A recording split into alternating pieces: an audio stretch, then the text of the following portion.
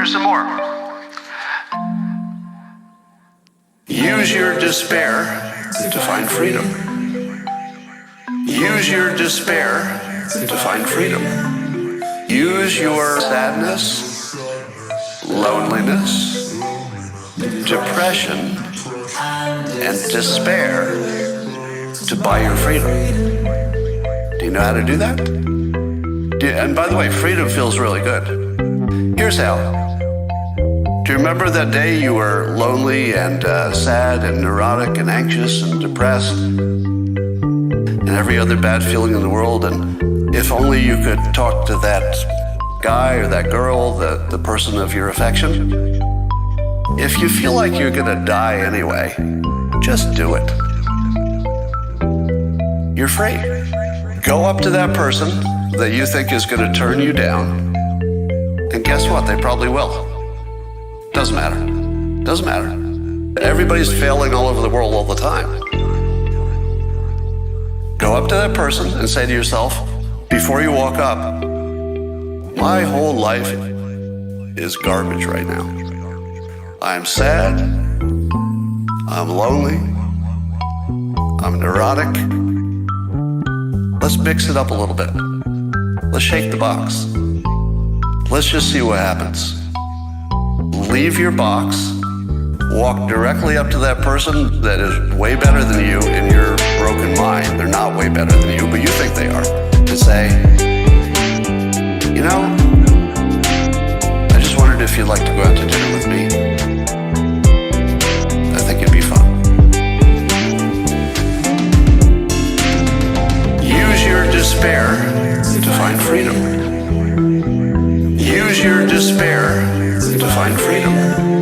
Use your sadness, loneliness, depression, and despair to buy your freedom.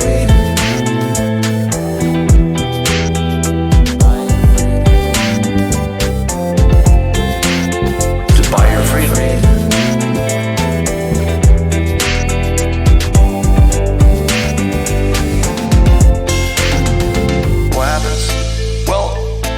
Tell you a story that happened just like that. I'm gonna divert a little bit. Years ago when I was single, I lived in San Francisco, had no social life whatsoever, no game. It was before online dating.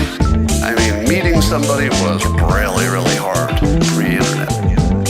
And I joined a group called the Spinsters. Well, I didn't join them. I went to an event that they had. Spinsters were young women who were single, and they had an ironic name. And they would have these big parties, and they would invite men. And it was just basically a way to meet people. So I went to one of these events with my friend, Josh. And we walked in, and we looked around, and we said to ourselves, not exactly the most attractive room. I don't want to be unkind, but it wasn't exactly what we were hoping for, with one exception. Across the room, there was one unusually attractive woman, and she sort of stood out as the most attractive woman in the entire place. And so I said to my friend, well, this is a disaster. We wasted our night. I'm just going to go over to the most attractive woman in the room. I'll flame out in about a second and a half, and then we'll be done. And then we just go home. So I walked directly up to the most attractive woman in the room, and she was my girlfriend for 11 months.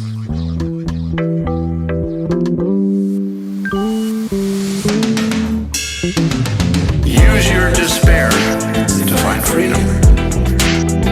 Use your despair to find freedom.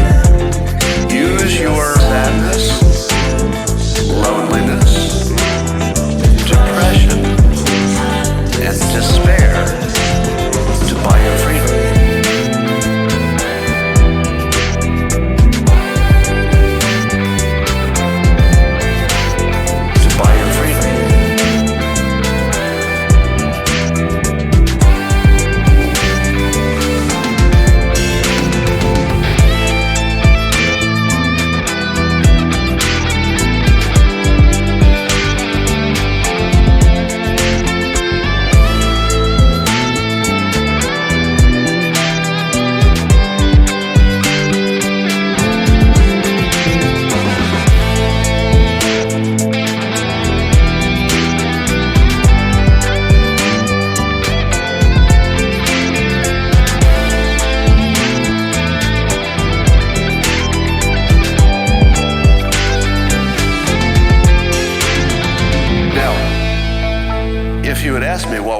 odds, I would have said pretty close to zero. Pretty close to zero. And it turns out that other people were intimidated and didn't talk to her.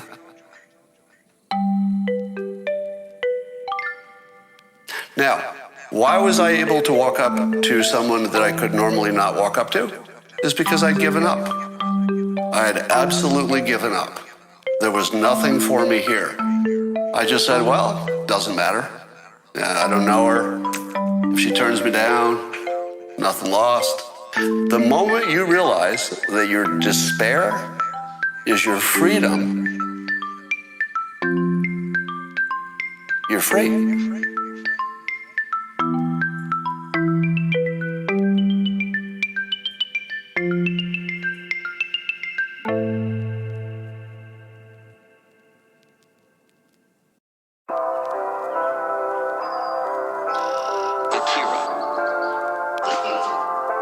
Continue to act thus, my dear Lucilius. Set yourself free for your own sake. Gather and save your time, which till lately has been forced from you, or filched away or merely slipped from your hands. Make yourself believe the truth of my words. There's certain moments are torn from us, some are gently removed, and others glide beyond our reach. And the others glide beyond our reach. The most disgraceful kind of loss is due to carelessness. Furthermore, if you will pay close heed to the problem, you will find the largest portion of our life passes while we are doing ill, a goodly share while we are doing nothing. And the whole while we are doing that which is not to the purpose. The whole while we are doing that which is not to the purpose. The whole while we are doing that which is not to the purpose. The whole while we are doing that which is not to the purpose. What man can you show me who places any value on his time? Who reckons the worth of each day?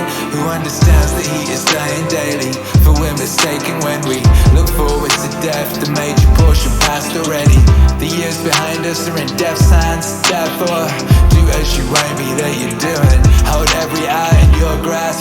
Lay hold of today's task, and you will not need to depend so much upon tomorrow's. While we are postponing, life speeds by. Nothing, Lucilius, is ours except time. We were entrusted by nature with ownership of a single thing so fleeting and slippery. Anyone who will can oust us from possession. And the whole while we are doing that which is not to the purpose. The whole while we are doing that which is not to the purpose. The whole while we are doing that which is not to the purpose. The whole while we are doing that which is not to the purpose. What fools these mortals be? They allow the cheapest and most useless things, which can easily be replaced, to be charged in the reckoning.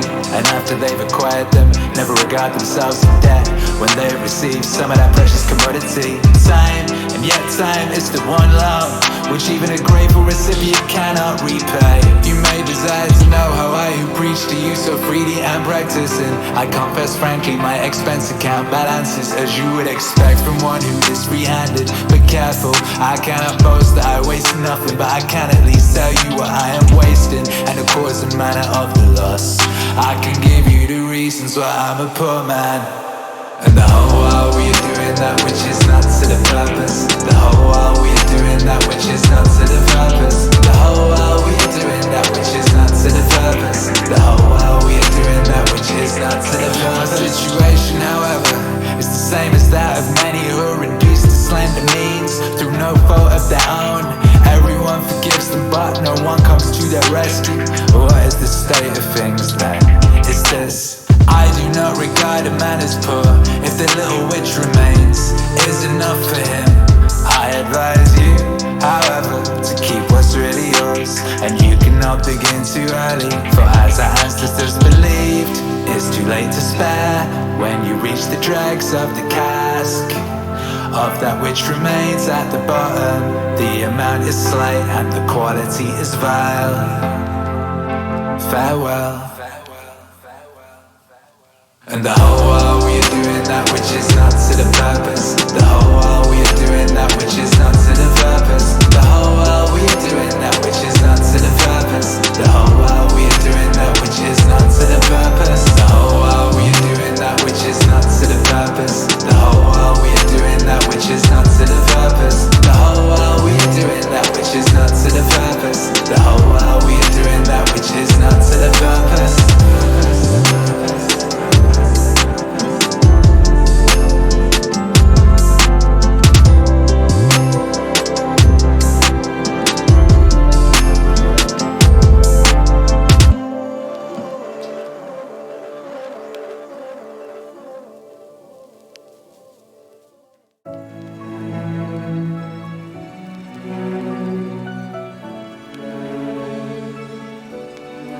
You know, one of the things that revolutionary movements have to offer young people is a sense of romantic adventure.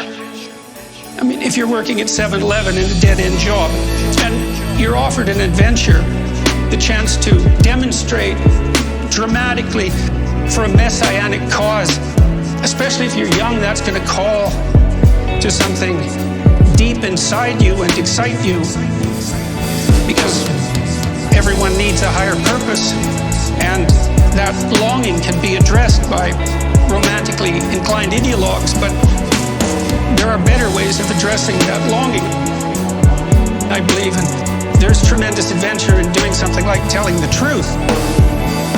There's tremendous adventure in doing something like telling the truth. There's tremendous adventure in doing something like telling the truth. There's tremendous adventure in doing something like telling the truth. There's tremendous adventure in doing something like telling the truth. There's a tremendous adventure in that.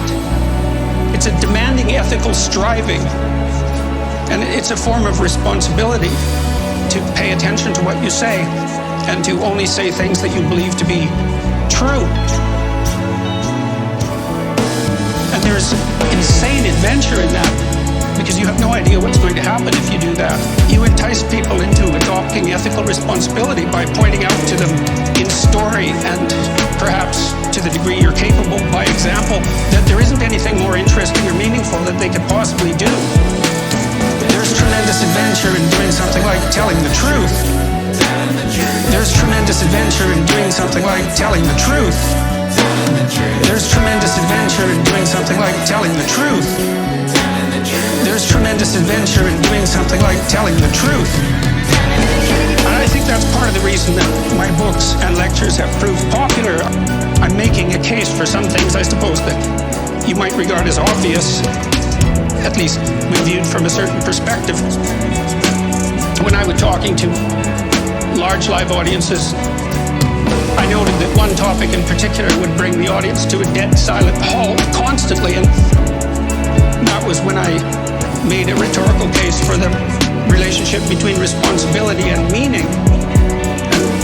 You need a meaning in life. You need a purpose to sustain you through the catastrophe of life, through the suffering of life. You need a meaning. It's not optional. And the deeper the meaning, the better. And it's definitely the case that people find that meaning primarily in the adoption of responsibility. And that case isn't being made well in our culture, especially not to young people. There's a hunger, a mass hunger for that idea. It's better than happiness, that meaning. It's deeper than happiness. Happiness is fleeting. There's tremendous adventure in doing something like telling the truth. There's tremendous adventure in doing something like telling the truth. There's tremendous adventure in doing something like telling the truth. There's tremendous adventure in doing something like telling the truth.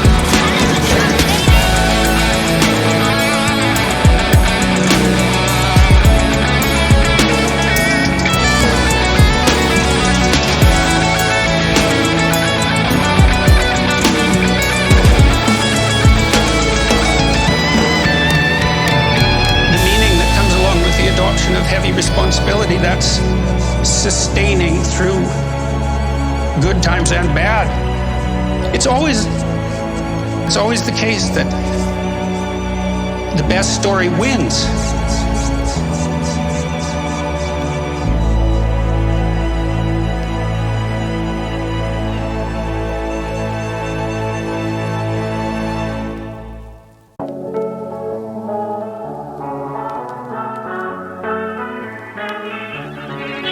Akira. The scuba training, they would do very traumatic things to you underwater with your scuba gear on, rip it off, rip your face mask off, tie your regulator hoses in knots, just create total mayhem. And eventually they do things that are so horrible to you that you had to come to the surface. And when you came to the surface, what they told you to do immediately was say the words, I feel fine. I feel fine.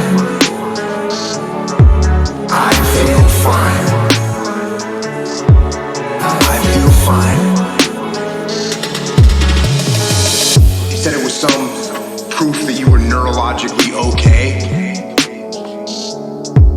I'm not sure if I believe that. I think what they were really doing was programming us for when there's total mayhem and chaos, we get a chance to get our breath. Instead of freaking out, we just look up and say, I feel fine. Instead of freaking out, we just look up and say, I feel fine. I feel fine. I feel fine. I feel fine. I feel fine. I feel fine. I feel fine.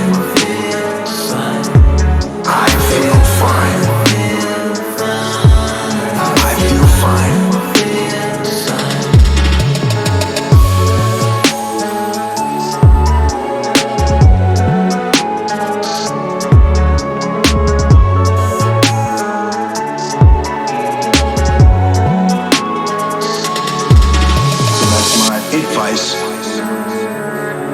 No matter what kind of chaos and mayhem you are facing, look at the world and just say, I feel fine.